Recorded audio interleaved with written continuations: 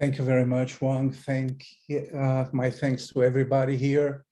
I'm very happy to see people from literally all over the world. From India, Iran, Brazil, of course, California, uh, everywhere. Well, our guest today is Carolyn Coughlin. She's passionate about supporting people, including the leaders with whom she works, not only to grow into their biggest selves, but also to live as fully as they can. She was introduced to the idea of adult development about 15 years ago, shortly after leaving her career as management consultant, and it was love at first sight. Carolyn believes that as the complexity of our world and our lives increases, it will be by paying a greater attention to the ways we and our clients make sense of the world that we can uncover new ways to see differently, to be differently, to take different actions, to live into the fullest version of ourselves and our lives, thereby expanding our possibilities to impact the world in increasingly positive ways. Carolyn has been an executive coach, facilitator, and leadership development specialist for over 15 years. Her journey began in the corporate world, where she was a management consultant first at Pricewaterhouse. I'm also a Pricewaterhouse alum, and later at McKinsey & Company. With her fellow cultivating leadership partner, Jennifer, Carolyn co-designed and runs the Growth Edge certification series. You will see me there, Carolyn, an endeavor that continues to provide her with endless joy and learning. She also has a keen interest in supporting women to step into leadership positions in greater numbers so that we might finally achieve the power parity toward which we've been slowly moving over the last century. She writes and talks about developmental coaching, why and how it can be such a powerful support to growth, and how, in particular, she thinks it might hold promise for shifting the gender imbalance in our leadership ranks. Carolyn earned bachelor degrees in economics from Brown University, an MBA with distinction from Wharton School, and a master's in arts and international studies from University of Pennsylvania. She's a certified somatic coach through Strotze Institute, a qualified administrator of the Intercultural Development Indicator, and a certified user of Global Leadership Profile, the Leadership Circle, and the Myers-Briggs Type Indicator. Carolyn, it's up to you. It's just a lot more, but I will spare. I'll save time for your presentation. Thank you. Thank you so much, Flavio. I've already learned one thing, and that's that I should have sent you a shorter bio. Thank you. Thank you so much for introducing me. And thank you for all, everyone who's providing support here. And so I guess I'm just going to start. This is the first time I've talked to a big group about these ideas that you'll find in Jennifer Garvey Berger's and my new book that is coming out in August, and it's called Unleashing Your Complexity Genius. Some of you will know that I've been working like in this intersection of adult development, complexity, and the body for a long time. And this new book, it has some ideas that we think are going to be super helpful. So we're going to try some of them out here today. But I want to just say that, like, I really have one simple hope for today, and that is to introduce you to some ideas and practices that are all in the book that can help you and your clients to come back to a state of resourcefulness when the complexity of the world triggers you out of resourcefulness. And there's this other idea that that is, we all have this innate ability to handle complexity. We are actually built that way. And so what I'm going to offer here today is just some resources for you that you can use with yourself, you can use with your clients, we think, that will tap into the natural resources that we all have as humans to help us be more fit for complexity. So I'm hoping you'll get something useful here. I assume that's why you're here. So I'm just going to start by saying just a couple words about, I'm going to share my screen and just to say a couple words about complexity, right? So here's the idea that I don't think most people need reminding of or convincing of anymore after the last few years that we've been through, which is that complexity is everywhere and it has an impact on us. So complexity is everything. So if let's think about our clients, right? What kinds of complexity are they facing? One of the biggest things I hear about these days, well, there are two, but the one that's very timely is returning to the office. Different countries around the world have had different kinds of experience with the last 2 years in terms of the office culture and where people have been working. But in the United States anyway, the whole idea of return to office is huge, and it's also a massively complex issue. Why? Because you've got lots of different people with lots of different factors who want different things, who are making choices, and leaders can't just say, okay, this is what we're going to do and expect that things will return back to the way they were, right? There are too many interconnected parts. There are too many unpredictable bits that are all interconnected that lead to this kind of massive unpredictability and uncontrollability. Diversity, equity, and inclusion is also quite timely. That's a huge complex issue. Like, how do you create the conditions? How do leaders create the conditions for inclusiveness and diversity, which has been frankly, a kind of an intractable problem, and nobody's solved it yet. And part of the reason is because it's incredibly complex. But complexity isn't just the big stuff. Complexity is sometimes just like, how do we get teams to get along with each other? Or sometimes it's as personal as just managing our own anxiety. So it's really like goes from the global to the more local to the very personal. So most people don't argue with this assertion anymore. The question is kind of, how do we resource ourselves? How do we help resource our clients to thrive in complexity? This is the question I've been really on about for the last several years. So I actually want to start with a question and to begin to get you thinking about you.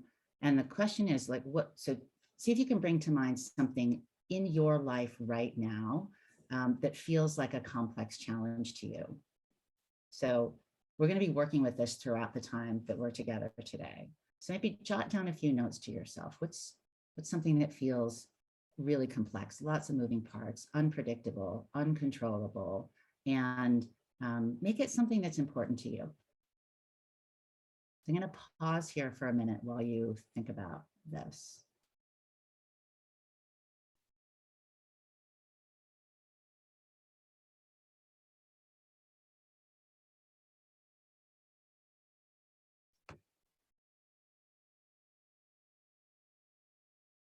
Just for a moment, make some notes.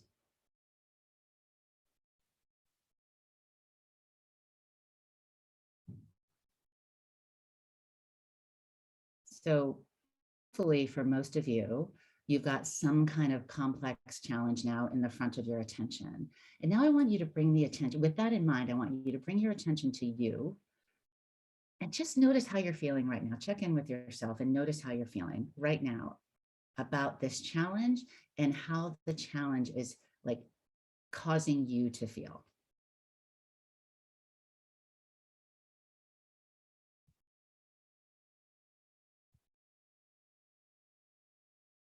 Okay.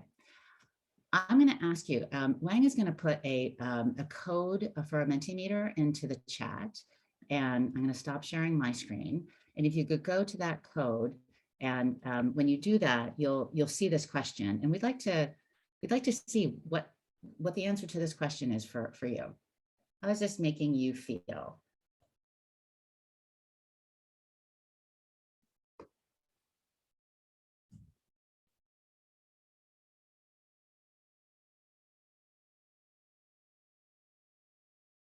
And Wang, just let me know when people start populating the Mentimeter so that we can, and you just pop it up there for people to look at when you think.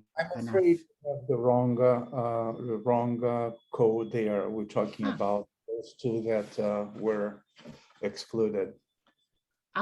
Okay. can we move to the next one, or shall we just put some things into the chat? We can do it either way. I think we might move to the chat. It might be faster. Okay. Okay, great. So Wang, if you could take that screen down. I'd just like to see some things in the chat. Like when you have this complex challenge in mind, how do you feel? Angry, frustrated, preocupada, confused, divided, fragile, anxious, insecure. Yeah, just watch what you watch as you watch the chat, both what you're putting in and what you're seeing other people say. Like just notice that and see what happens for you. I know what's happening for me. Tenso, nervous. Yeah. What happens for me is I think, yes, like this is what it's like to be in the face of a complex challenge. Thank you so much. Thank you. Sad, angry, frustrated. Falta dominio, I think that means lack of agency. Yeah. Unfocused. Yeah. Okay, so here's the thing. So I'm going to just talk a little bit about what we're up to today. Okay, so I believe that one of the most crucial challenges that we have today in the world, and this is where coaches come in, is to help leaders, to support them to be more what I call fit for complexity. And so it's not like we start on the very individual level in order and say that in order for leaders to be able to solve really complex problems, to enable their organizations to address complex problems, they have to be fit for it, right? And so I just want to check in. I'm gonna ask you one more thing in the chat. How does coaching, many of you, if not all of you are coaches, like how does coaching help our clients be more fit or suited or ready for complexity? I'd just like to see a few ideas. How do you as coaches help your clients do this? Thanks. Yeah, so you help them be aware, offer some clarity, awareness. Thanks, Heidi. Embrace complexity with trust. Yeah. What else? A couple more.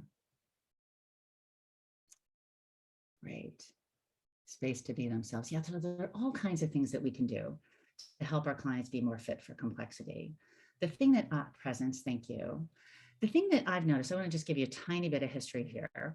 10, 15 years ago, when my colleagues and I started working with clients and teaching them about complexity, giving them some tools to work with complexity, one of the things that we noticed is that people were really, really grateful for the most part. And nothing really changed. It was so easy for leaders to go back into their environments. And when they were sort of when push came to shove, it's so hard when in the face of complexity to actually do the things that complexity requires, right? Complexity requires presence. It requires patience. It requires bringing in multiple perspectives, creating conditions where you've got a lot of people, you're taking a lot of perspectives. But actually, when we are faced with those things, it's so easy to go back to the old ways of being, ways that are of engaging with our environment that are not so fit for complexity. So we started to wonder, like, what's going on here? Is it something like people don't want to do it? They don't think it's valuable? Do we need to change the environment? And the thing that I kept coming back to over and over again is that it has to start inside. So there's something about helping leaders to create the conditions inside themselves to be able to deal with complexity outside themselves. So what we're going to do today is we're going to do two things. We're going to explore one particular way that we humans are not so fit for complexity.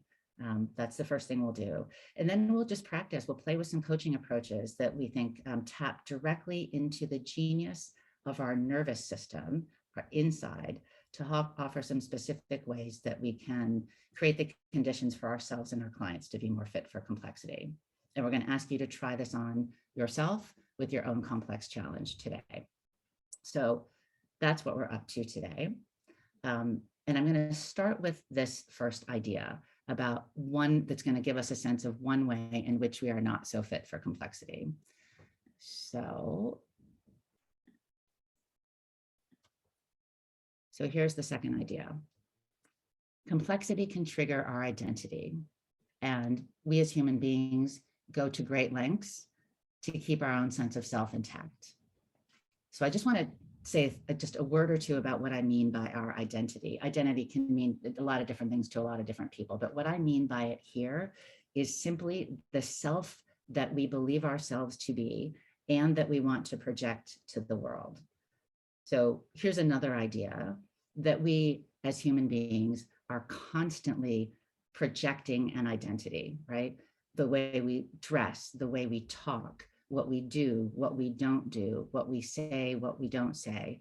All of those things are, on the one hand, just things, and on another hand, they are in some ways projecting who we are to the world. So this is always happening. Like in the way I decided to dress today, in the way that I designed this particular presentation as what I hope will be very interactive. It says something about me, right? It says, I like interaction. I like talking to people. I want to hear from people. I don't want to be necessarily standing up and being the expert. So that's just an example. So we're always projecting an identity.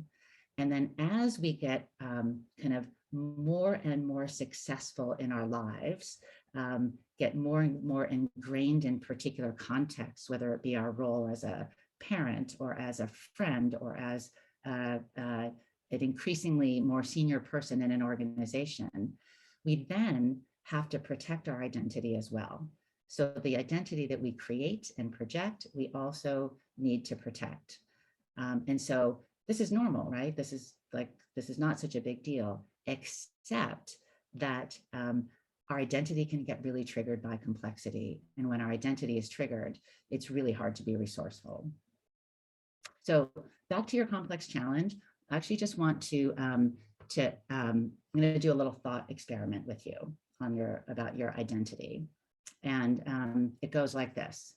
So imagine that you are walking down the hall in your office, and if you're in your office, and you walk by a room and you hear, suddenly you hear some voices in a room, and you're curious about what they're talking about.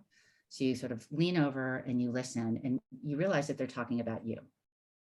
And then you further realize that they are saying the nicest things about you. Like the things that they're saying about you are things that just make you go, oh yes, they understand me. Oh yes, this feels just like me. So what I want you to do is to write down 3 words that the people in this room are saying about you. Things that you love, things that make you feel seen, like, yes, this is who I am. So write down 3 words. And again, I'm going to ask you to put those in the chat.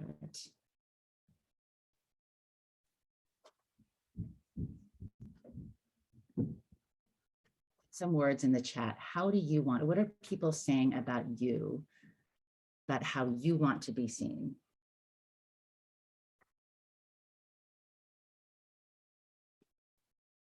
This is a little bit harder, right? I'm noticing that that nobody's put anything into the chat yet. It may be a little bit vulnerable. It's fine. You don't have to if you don't want to.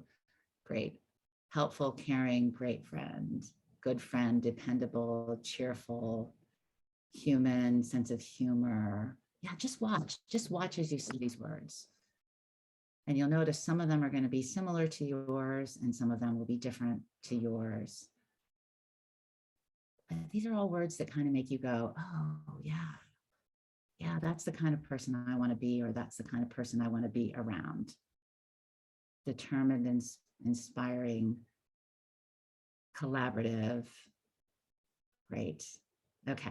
All right. So let those words wash over you. So those are words, the words I just asked you about. These are 3 words that you sort of desire to be seen as. Now I'm going to ask you to do a different thing. We're back to the thought experiment. You walk further down the hall, you're feeling so good, and then you hear more people talking and you hear that they're using your name as well. But in this room, people are not saying such nice things about you. In this room, people are saying things that make you absolutely cringe. These are people who are making, like, these are words that just make you go, oh my gosh, I would hate it if they would say that about me. Just hate it. So here's the question. 2 words you dread being seen as. What are they, people in this room, saying about you?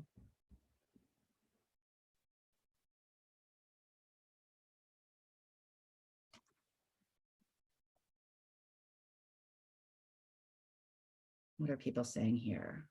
Aloof, uncommitted, tough, not fair, arrogant, selfish, weak, insecure.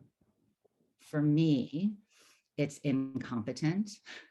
And the worst one, oh my gosh, the worst one, I can hardly say it, is selfish or arrogant. Those 2 things go together for me.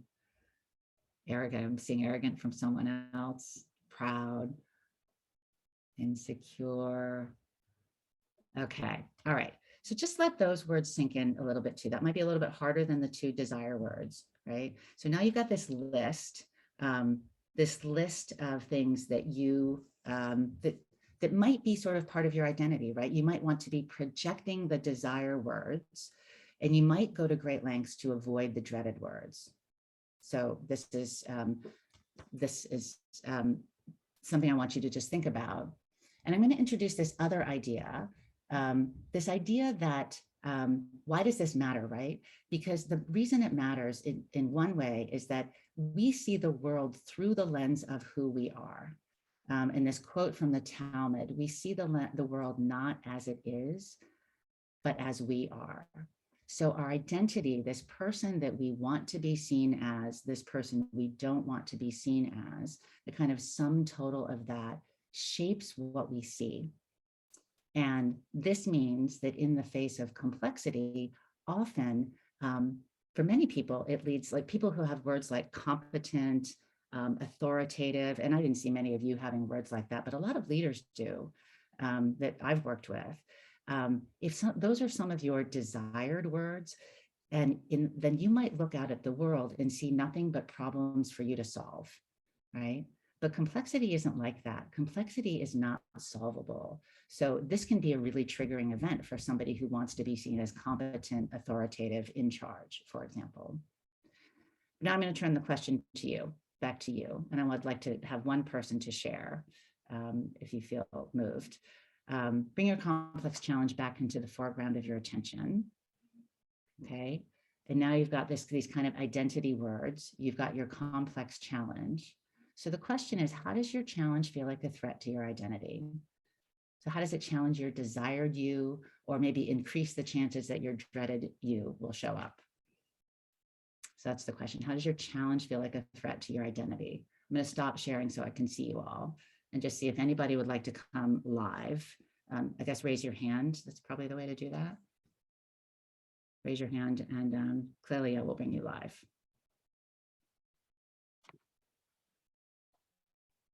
How does your challenge feel like a threat to your identity?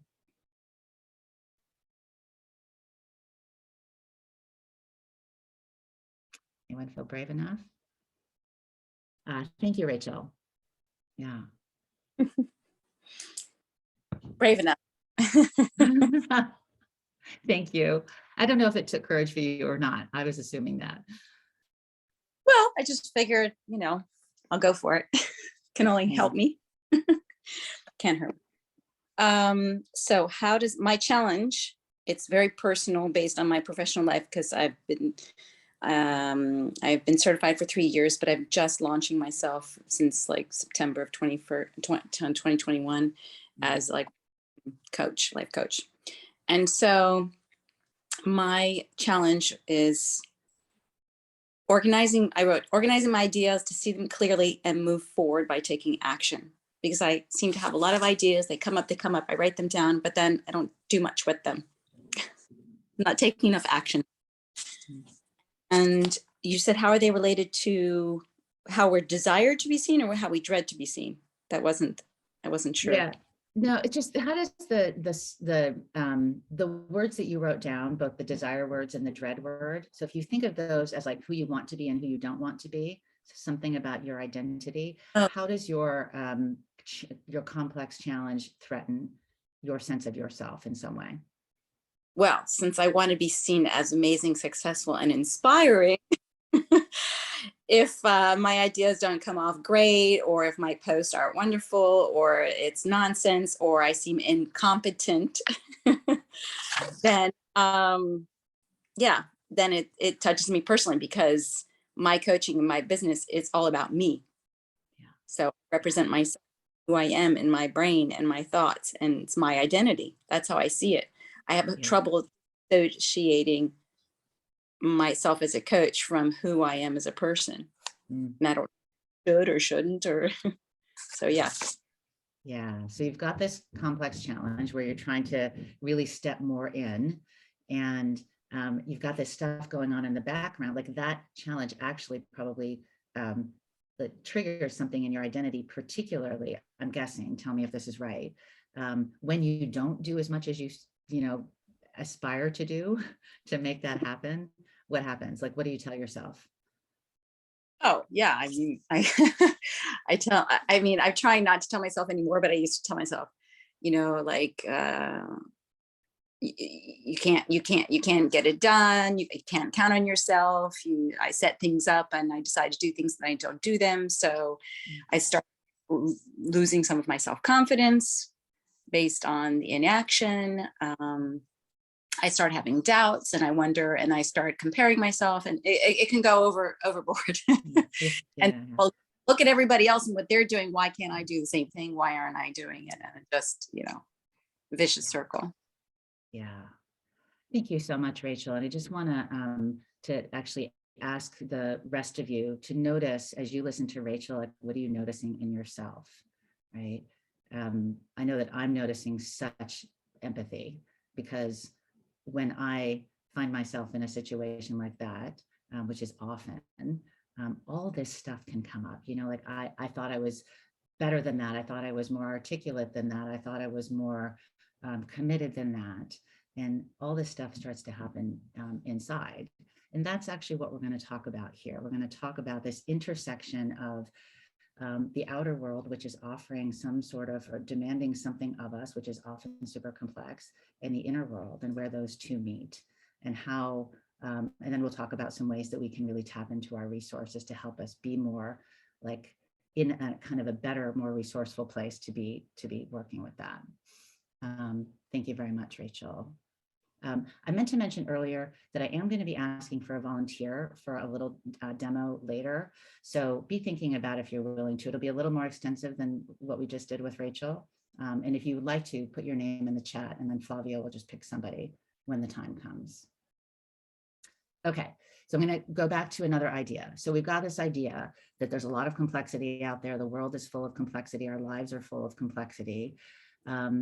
Secondly, we all have these we're all always projecting and protecting an identity, and that often our complex challenges trigger our identities in some way. And when I say trigger, what I mean is like activate a response, the threat response. And now what I want to introduce is this idea that that threat response is not just happening in our heads, it's actually happening at the level of our nervous systems. So when our identities are under threat, our nervous system respond as if our actual, when our identity is under threat, our nervous system responds as if our whole body, our actual well-being, our life were under threat. And I'm guessing for most of you, this is not a new idea, right? It's the fight or flight activation, sometimes a freeze activation. But what I really want to emphasize here is that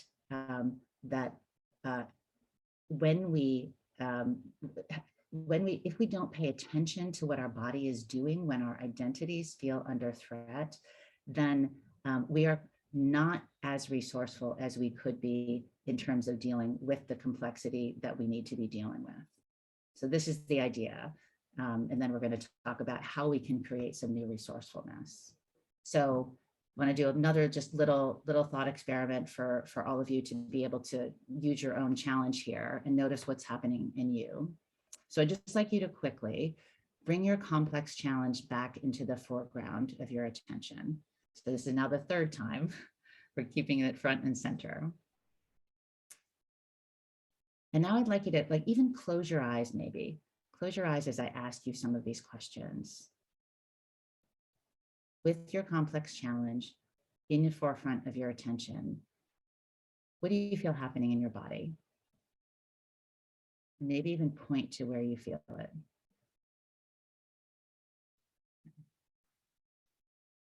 I know that for me, it's very predictable where I feel it. It's right in my solar plexus. It's between my ribs.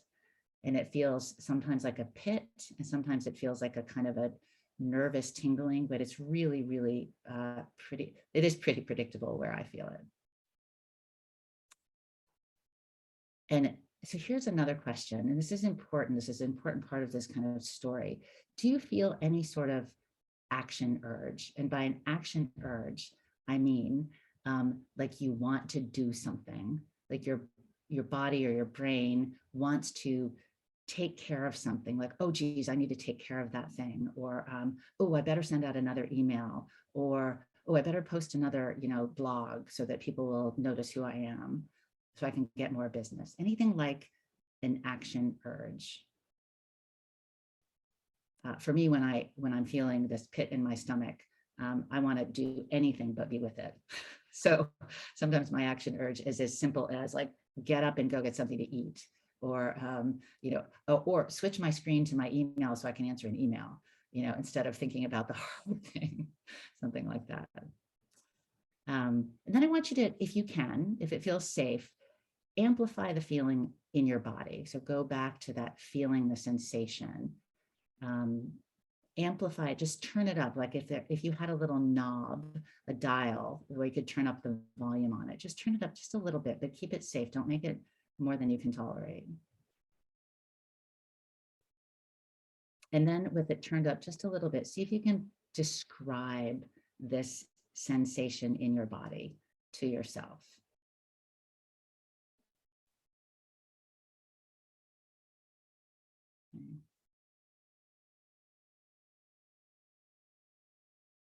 Okay.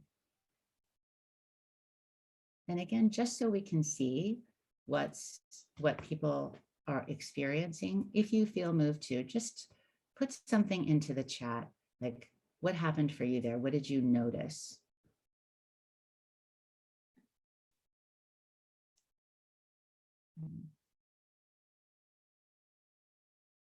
What did you notice in your body?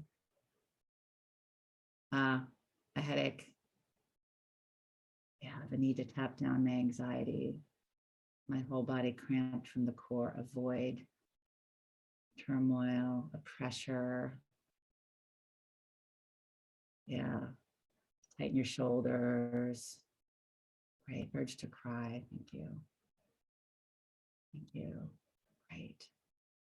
So this is the thing I want to really notice, that that we can, some people are accustomed to noticing what's happening in their bodies and some people are not. But most people, I find, can actually direct their attention to what's happening in their body with a little bit of a prompt. And so I want to just say a couple of things about what often happens here. And this is, I'm going to describe what's happening in our nervous system. So often something that's complex, something that we don't feel qualified to completely take care of, something that baffles us in some way, it activates our sympathetic nervous system, right? It puts us into this kind of overwhelm where we get into fight or flight. And if you look into the chat, you'll see a lot of fight and flight kinds of responses that people were describing, right? Sometimes the fight or flight can actually turn into a freeze. For some people, that's more their response. Some people can completely shut down when there gets to be too much complexity, right? Because what's happening in our bodies is we're firing adrenaline, and then we have cortisol. And we all know, I think, that there are long-term health implications of our sympathetic nervous system being activated too much of the time and for too long. But what may not be so obvious is that when our sympathetic nervous system is activated, we are not well resourced for the very thing that the world is asking of us, which is to be ready, to be prepared, to be fit for complexity. So I'm going to introduce one more idea, before we go into some practices. And the idea is this, and this is kind of the central point of the book, actually, is this idea of a complexity paradox. So, and it goes like this.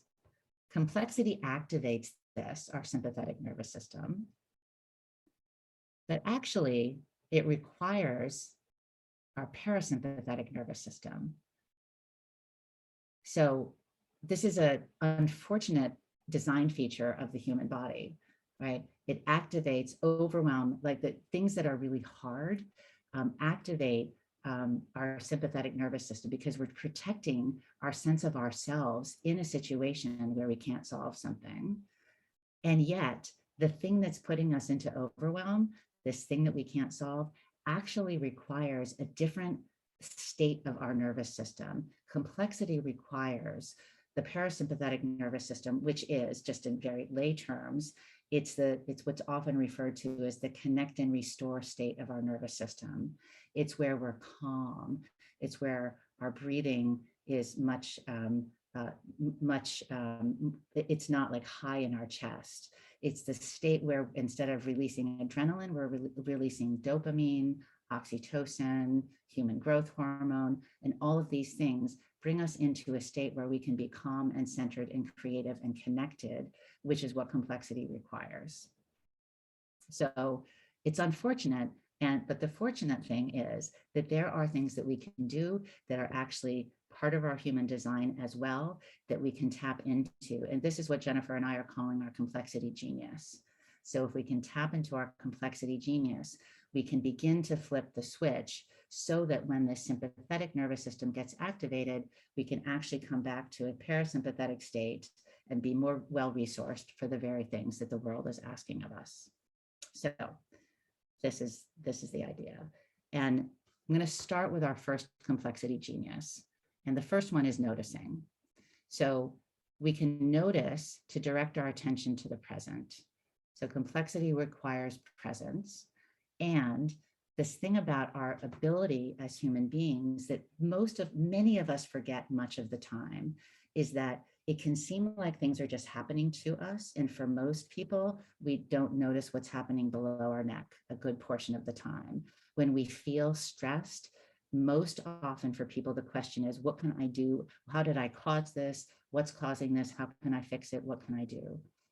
And what we don't do, but which is really, really important, is to then notice what's happening in our bodies. So that's what we just did. We can direct our attention. We can direct our attention to what's happening outside us. We can direct our attention to what's happening inside us. And that gives us actually, there are two things. The act of directing our attention and noticing what's happening in itself activates our parasympathetic nervous system, because we cease then to be in a reactive mode and we're in a proactive mode of directing our attention. So that's one thing, just the act of noticing does that. And then it also gives us the opportunity to then shift something in our bodies. Okay, so we can shift something that will help us move into more of a parasympathetic state so that we're resourceful. And I'm not going to go much further into this one because we actually already did this. That's what we just did. We directed our attention. And the question is then now, what can we do, right? So the second complexity genius, and again, the other thing I wanted to say is you might be thinking, really, you're telling me that noticing is like something genius?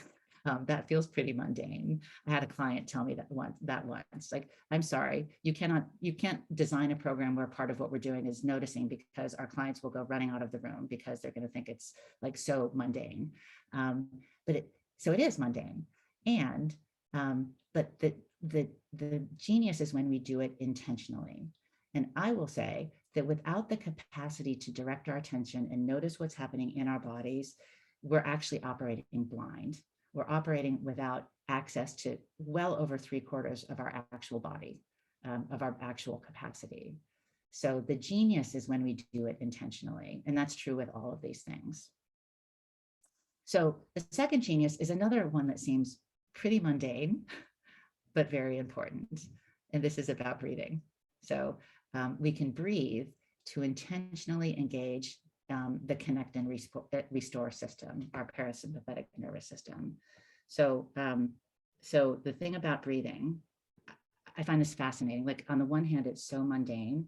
And on the other hand, because we're doing it all the time, it's one of the only things that we do, our bodies do automatically that we can also very directly control.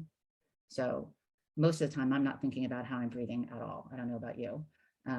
But when someone asks, how are you breathing? Then you can bring your attention to your breathing and do something different with it. We can't really do that with our heart rate. We can't really do that with all the other systems in our bodies that run automatically, but with breathing, we can actually direct it, we can change it, we can shift it. And it happens to be the actual switch between our sympathetic nervous system and our parasympathetic nervous system. So breathing can create that switch in a very, very short period of time. So what I'd like to actually do here is just a little bit of a practice, if you'll indulge me. So I want you to bring, again, your complex challenge to the front of your attention. Maybe amp it up a little bit, turn it up a little bit, see if you can get your sympathetic nervous system going. See if you can begin to feel some tension and do this automatically. Do this intentionally. See if you can feel something. And when you're there, when you feel maybe your shoulders are up, maybe you're breathing shallowly as you think about this, I want you to breathe in this way. So this is called box breathing. Many of you could be already familiar with this. Happens to be really useful when your mind is swirling because the practice itself requires your attention. And remember, our attention can activate our parasympathetic nervous system just by directing our attention. Okay, so what I'd like you to do is to just breathe in for a count of 6. So I'll count for you. 1, 2, 3, 4, 5, 6. And then before you breathe out, hold your breath for a count of 6. 1, 2, 3, 4, 5, 6. And then out for 6. 1, 2, 3, 4, 5, 6. And then just do that one more time at your own count.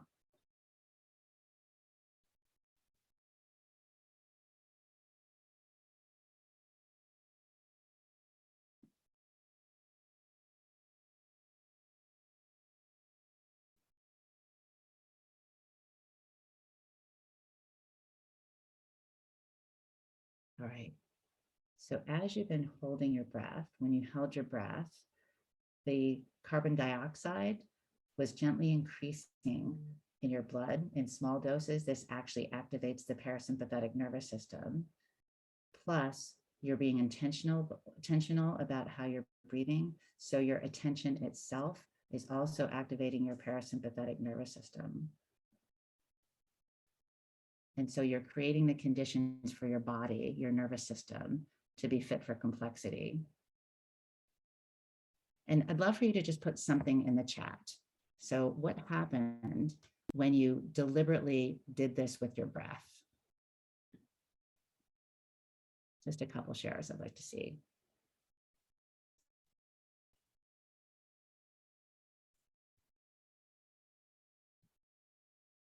Yeah, a better calmness, relief, super calm.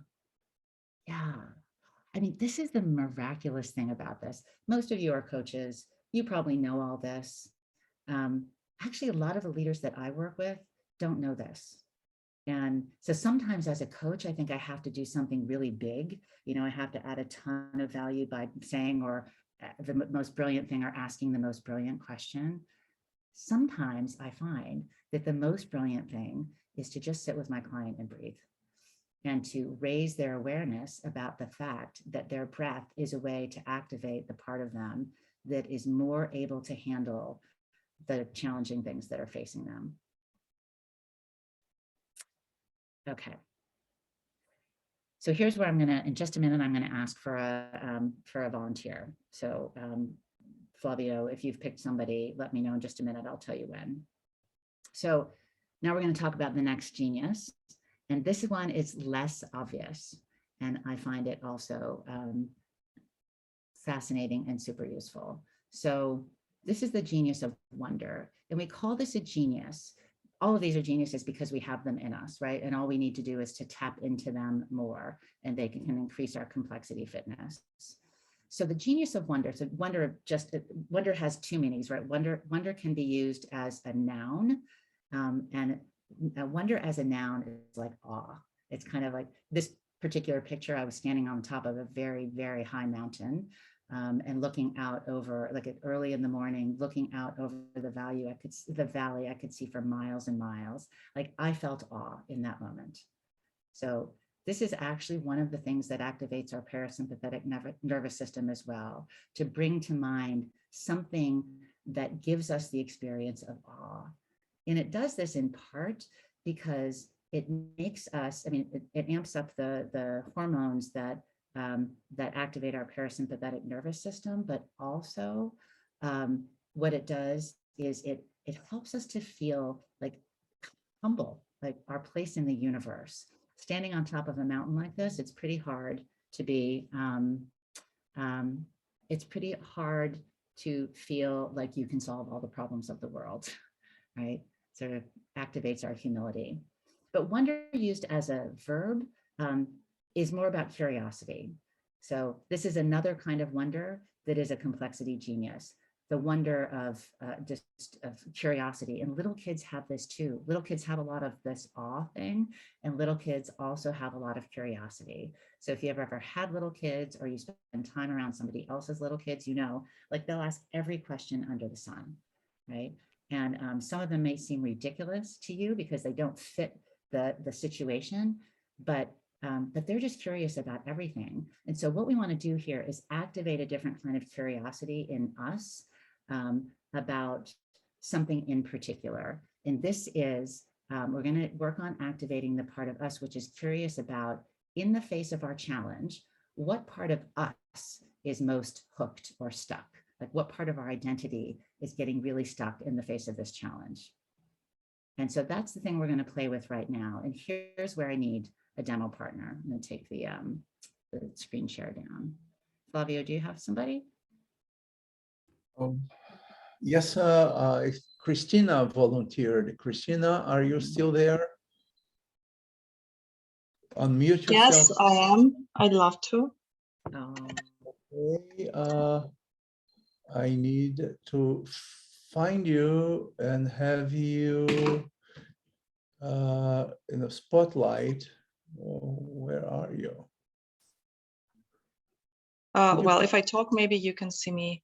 Oh, raise your hand and you will. Okay. Oh, I found you. Yes. Okay. Thank you, Christina. Okay, so Thank we're you. just going to do a little demo here about activating our curiosity about ourselves. So about, in particular, about what part of us is sort of hooked or stuck in the face of this complex challenge. And so, Clelia, are you able to put Christina and me both up so that so people can see us both at the same time?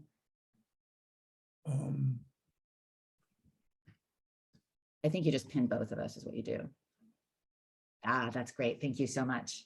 Okay, right, so I'm going to just ask you to quickly, Christina, to just explain your challenge to me in like one sentence, if you can. Well, curiosity is just the right thing I'm really missing right now, because I'm about building a coaching practice in the United States of America. I was about to say in the UAE.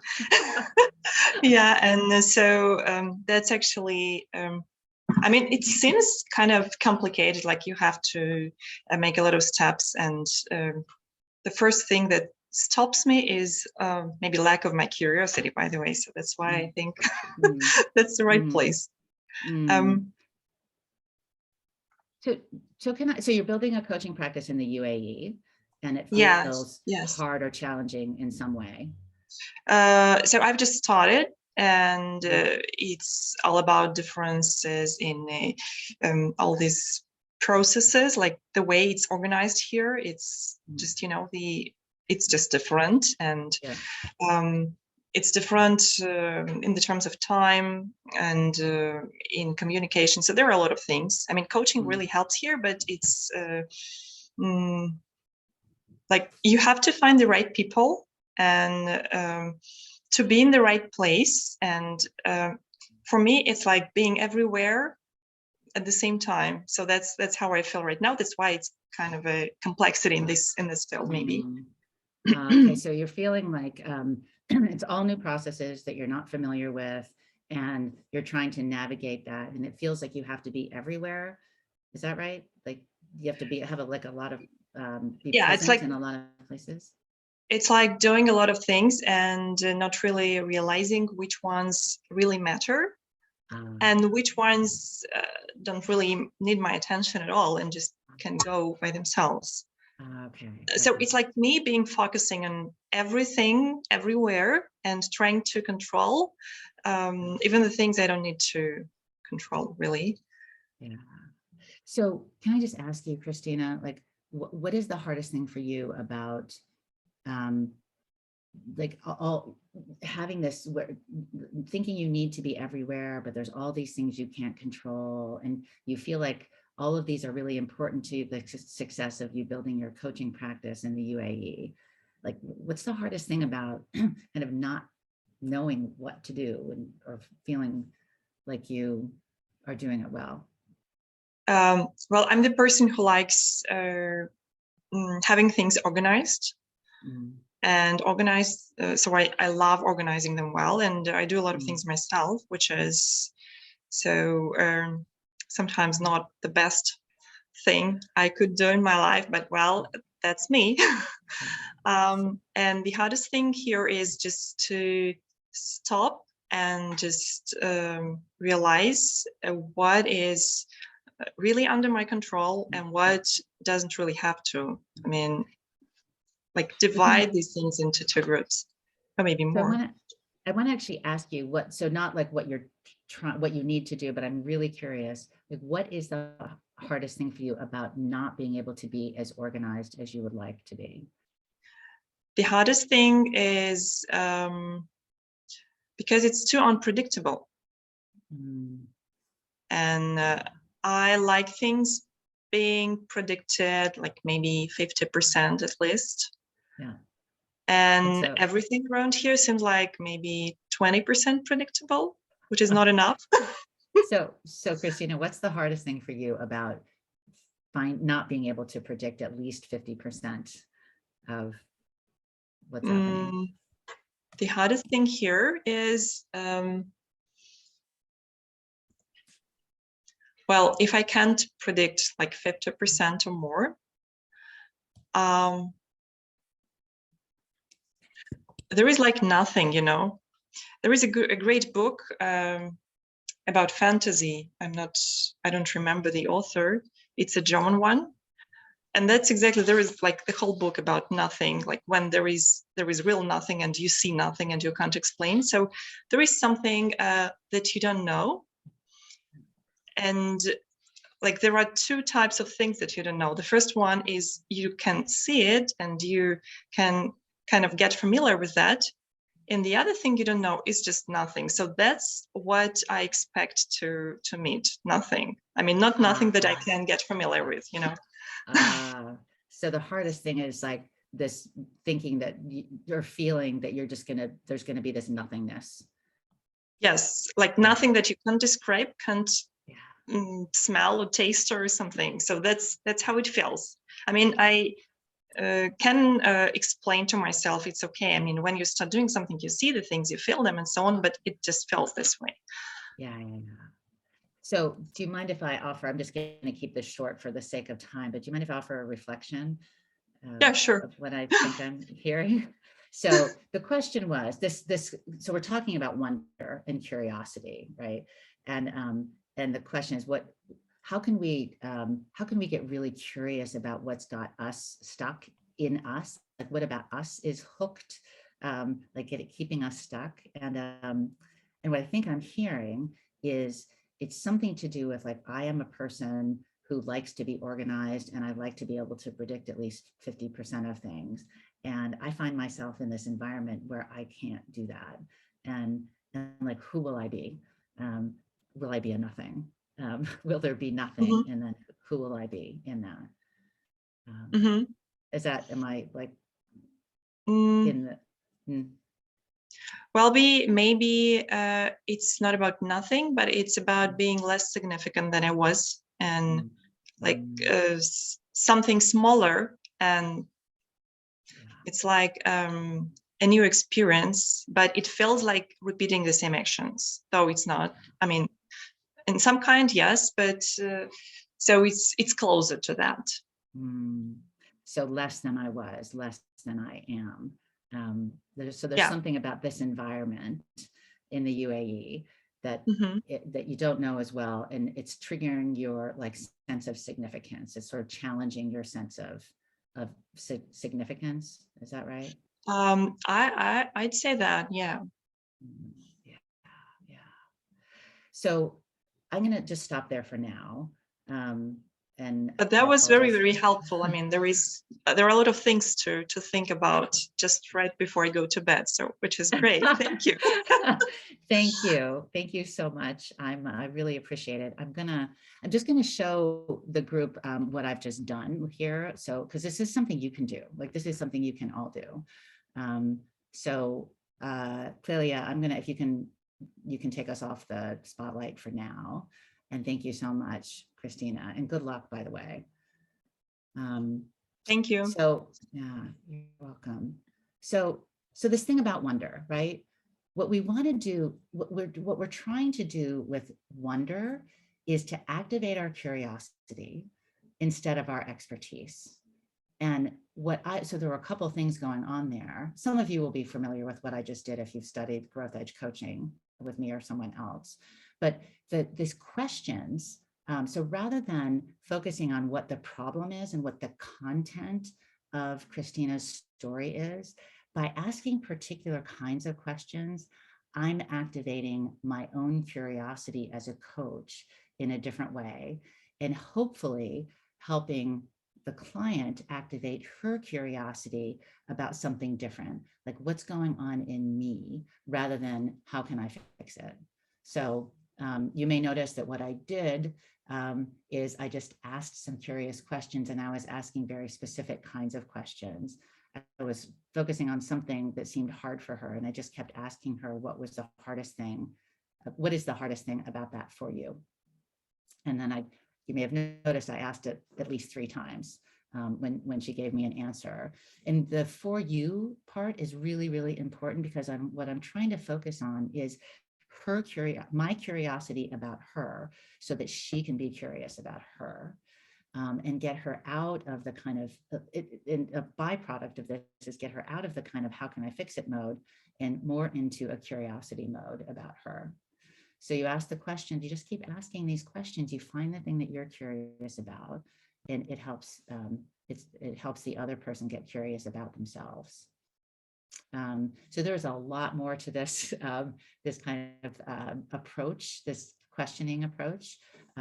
But anything that gets you curious in a different way is likely to take you out of sympathetic overwhelm, complexity overwhelm, and into a more focused state where you're very, very present, which is what you're looking for. So that's wonder. And the next complexity genius that I'm going to introduce, which we won't take a ton of time on, but I just want to get it in here because it's probably the most, we went to the very obvious and mundane, like noticing. And with this last one, in some ways, it's the most non-obvious thing to the extent, like how can this help me be more, our clients be more fit for complexity? The thing is love, right? How often do we hear love in the workplace?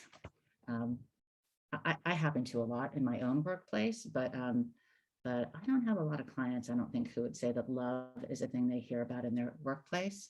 And certainly, it's not something that people normally think of as a way to increase our individual and collective fitness for complexity. But here's the idea.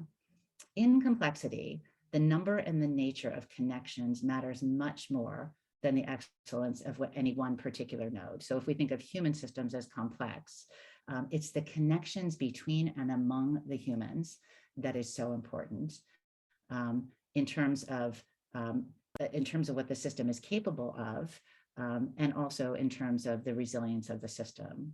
So like, I happen to be in Washington right now. I think I mentioned outside Seattle.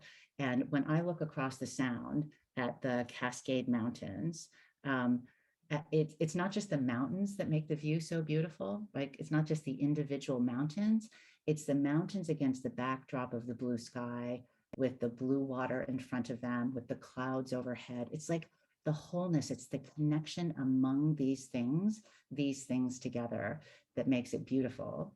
And so that's just about beauty. But when in terms of like utility, if you think about a team, a sports team, I know Brazil has I hope I don't get this wrong, but I think Brazil has a long time, very, very good men's volleyball team, national volleyball team. I happened to have played volleyball, so I love watching them. But that team, if you think about a team, it's generally not one person that makes a team great.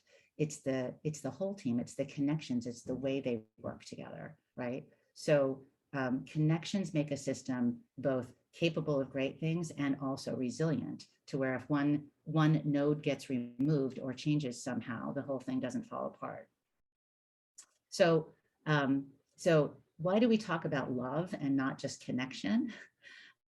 Is because love actually, also, when we feel a feeling of love, whether it's a love for something in nature that we see as beautiful, or whether it's love for another person, or whether it's love for a passion or a purpose, our bodies create more of the hormones that activate our parasympathetic nervous system. So there are so many reasons to tap into love as a way to be more fit for a complex world. Yet it's not talked about very much. So this is one of the things we want to really offer you as a complexity genius.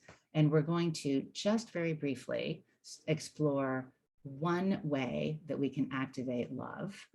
And again, this time we're going to focus on ourselves, love for ourselves. So we're going to connect to our super humanity and see if we can go in and find ways to connect to our own selves in a way that makes us more resilient and more fit for complexity. So I'm going to take another volunteer, like a different one this time, if it's possible. Flavio, do we have another one? You're on mute, Flavio. Thank you, Rachel. Okay, Rachel, I'm gonna stop the share so I can see us. Or I think I am anyway. Okay, all right, and clearly, thank you very much. Okay, so here's what we're gonna do. We're gonna just see if we can connect to your own humanity in a different way, okay? And we're gonna do it through the list that you created earlier. So this desired list and the dread list.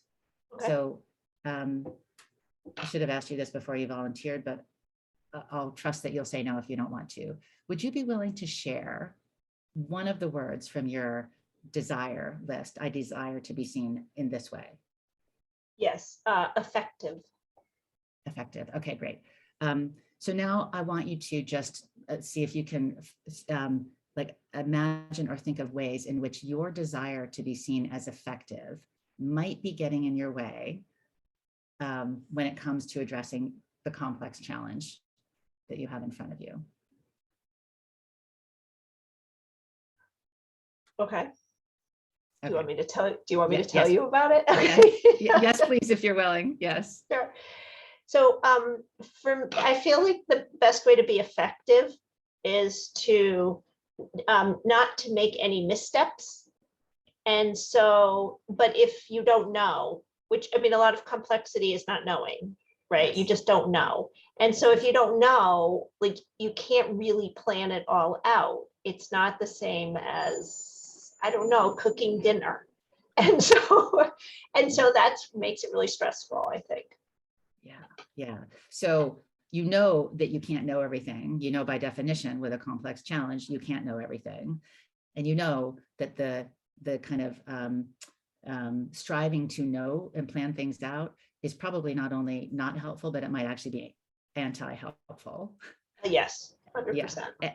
And yet you want to be seen as effective. So when if you're trying to take a complexity friendly approach to a complex challenge, is it true that it starts to sort of threaten your identity as an effective person? Oh yeah.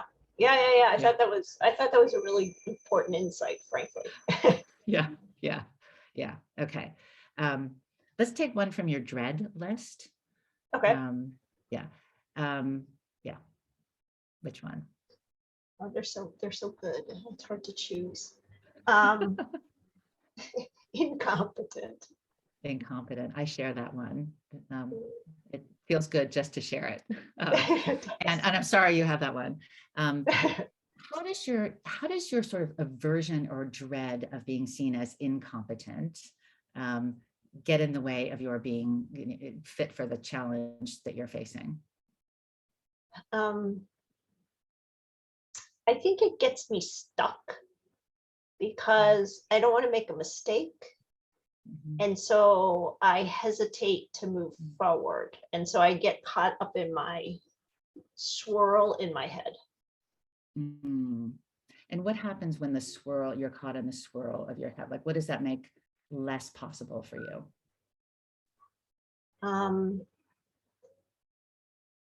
I think it makes it less possible to be creative and thoughtful. Yeah. Because you're thinking what's happening in your head or your body because when I get stressed, as you were pointing out, like I find that like I contract, and then like the expansion of creative ideas is just not possible. Yeah. No.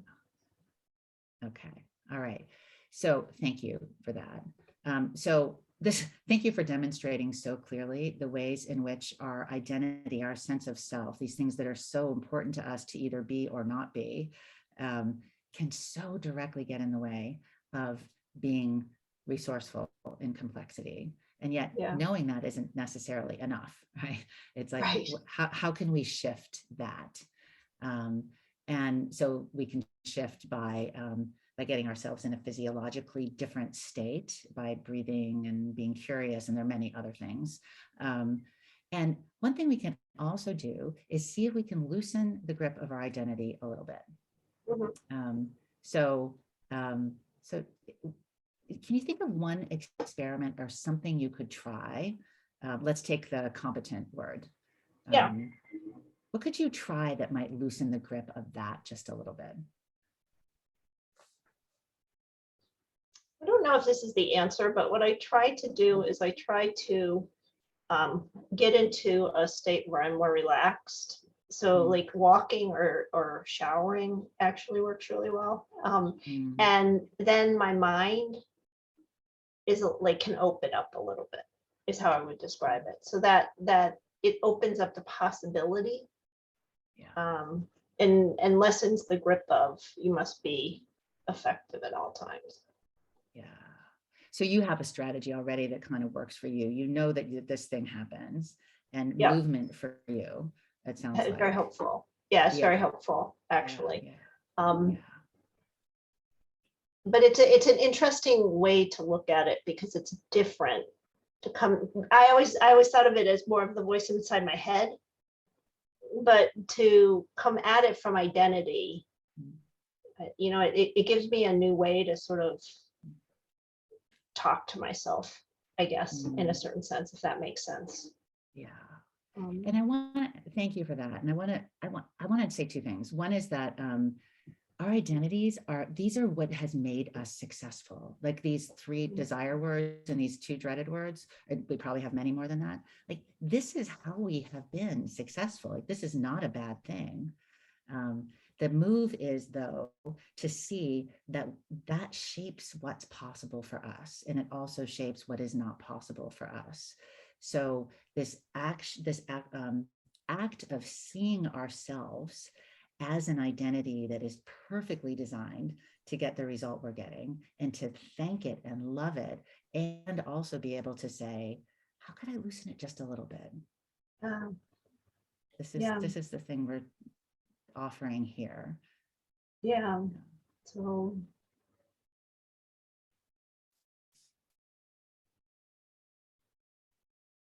Well, it's interesting that you say that, because that is in line with my thinking about our saboteur voice, which is that it is really trying to keep you safe. And so it's always so helpful to be like, okay, well, thank you.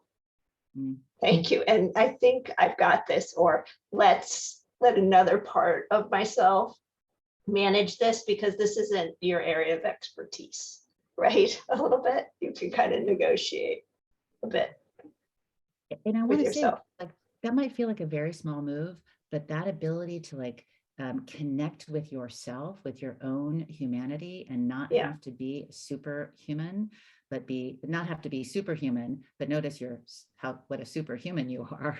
Like, that does actually shift our physiological state. It shifts our nervous system, and it does make other things possible. It makes it possible to be more present, more grounded, more able to be to doing what we need to do, actually, to be more resourceful in complexity. Yeah, you know what, I felt it even as I was saying it to myself, which Mm. is kind of remarkable. Yeah. Rachel, thank you so much. Thank I you. know I was supposed to leave time for Q&A, so I'm feeling my sympathetic nervous system ramping up. Thinking, oh, you have to rush. So thank you very much. I'm going to just do a little wrap up here, and then we'll Sure. leave a few Great. minutes for a Q&A. Thank you. Thank you so much. It's been great. Thanks. Okay, so I just want to summarize like what we've been up to here, and then we will check in with you again, see how you're feeling, and I'll have a few minutes for a Q&A. Here's you can have all these slides. We'll find some way to post them somewhere. But I just want to summarize what we did here. Okay, so it's a practice for loosening the grip of your identity, is to just like connect with these parts of your identity, and just ask yourself, how can I loosen it just a little bit so that these don't have me so much, so that there's more spaciousness. And so that's a practice you can do anytime with you or your clients. So here's the sort of conclusion, the so what of all this is that I hope you'll see a little bit of something that might be useful for you, in that leading and coaching our nervous systems can help counter the complexity paradox and build our complexity for fitness in ourselves and our clients. So working at the level of what are the things that we have in us as human beings that we can tap into. They're always there. We can tap into them, and they can put us more into a state that's fit for complexity, rather than being in this complexity overwhelmed state, right? So we've got this paradox, and here are 4 practices that you and your clients can be in that we think will help. In the book, there are a lot of other practices, and we hope that you will have a look and see if there's anything in there that's useful for you. As we complete, I would like to, Wang, are we able to do the word cloud this time? Or should we just do the chat again? Because I wanted to see how you're feeling now. I wanted to do a word cloud. How are people feeling we can now try as if they you want. reflect on the challenge? Okay, all right, let's see how it goes. There's always a plan B. All right, let me take down my screen. All right. I believe now is right, the code. Excellent. So people could scan this or put that, copy the URL. Oh, yeah. Yeah, okay, great.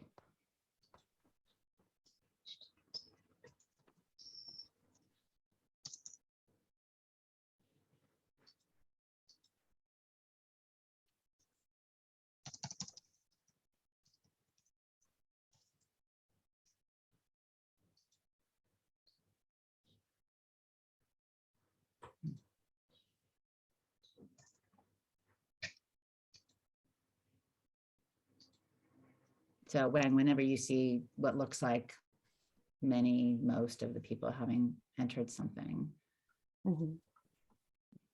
feel free to put it up.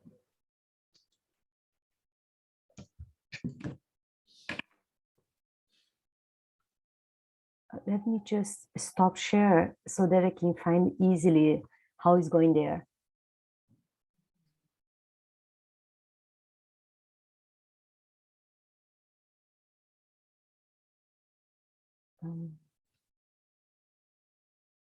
And also, yes, if I see some of you are putting it in the chat, please feel free to do that too.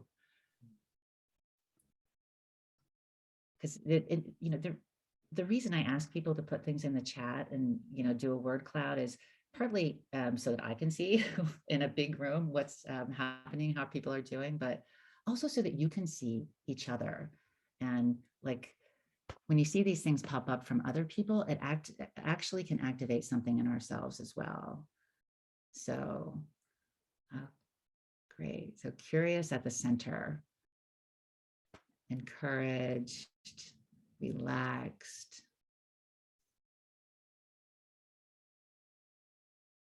And a lot of other words. Like there's not a lot of, except for relaxed, curious, inspired, and encouraged, I am not seeing a strong theme. But I hope that that you can all like look at these and see if there's something in there that inspires you as well or reflects your experience. Okay. I would like to now come off, take the screen down when you're ready, and just see if anybody has any questions, thoughts or questions. And just raise your hand and you can come live then.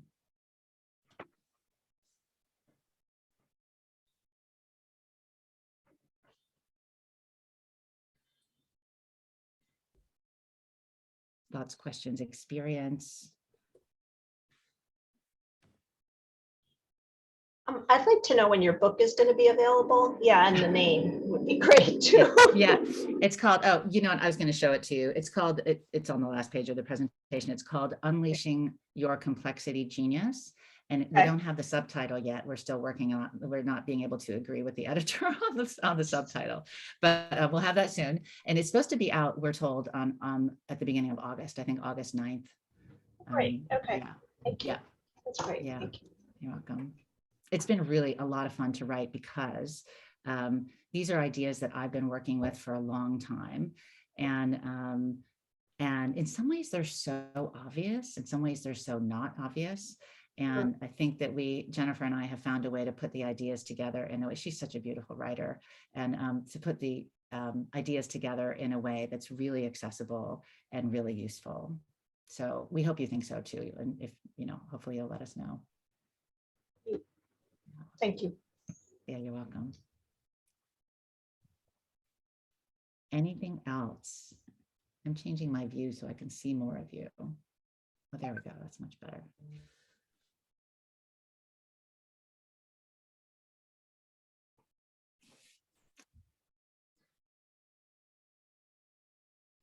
Okay, I'm going to take that as a no, unless you want me to leave more time, Flavio. I don't see questions. I might have one which was brought in a conference yesterday. What is the role of hope in this whole approach? Not hope as God will send me a solution, but as there is a solution, and it's kind of in my realms to achieve it. What's your suspicion about that? My suspicion is that without hope, we can't have a glass of water. Yeah. I mean, hope seems to me as one of those things that would also,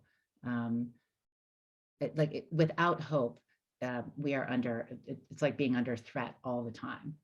And so when we're I think lack of hope would have us in a reactive mode almost all the time, or if it gets really bad, in that freeze, that total shutdown response that can come with long-term stress as well. So if, fight or flight or freeze are not particularly well suited to being creative and present to what is, to the various challenges that we face. So to the extent that hope counters against sympathetic activation and helps us be more in the calm and connect and restore system, I think it's crucial.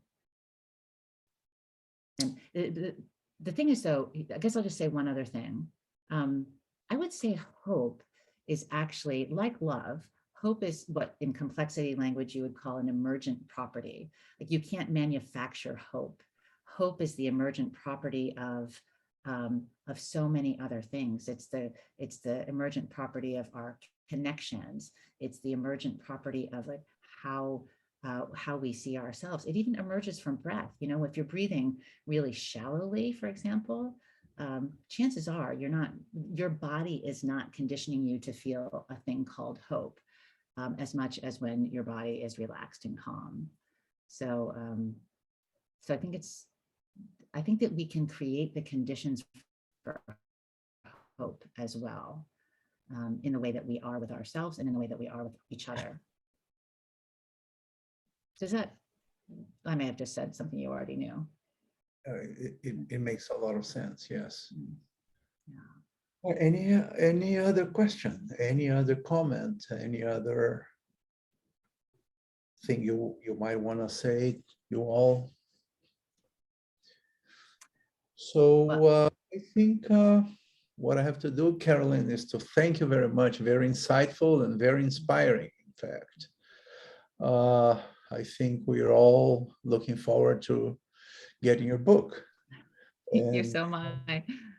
And having the opportunity to, to meet you again, in another seminar, one of the courses in your organization. So thank you so much. You've been very kind. You've been very patient with us, being very focused on delivering this presentation. So thank you very much. Thank you also to our translator. Some of you might not have heard Carolyn's voice. It sounds odd, a woman speaking and the sound of a man. But anyway, thank you, Gustavo, for your great work. And again, Carolyn, thank you so much. Thank you. Obrigada. Até logo. We'll see you all and go well. Wang, you have some housekeeping to do? Yes, just few ones. Carolyn, there is a lot of thank messages in the chat. So if you can just take a look, would be great. And all the people remind that we have keeping the International Coaching Week.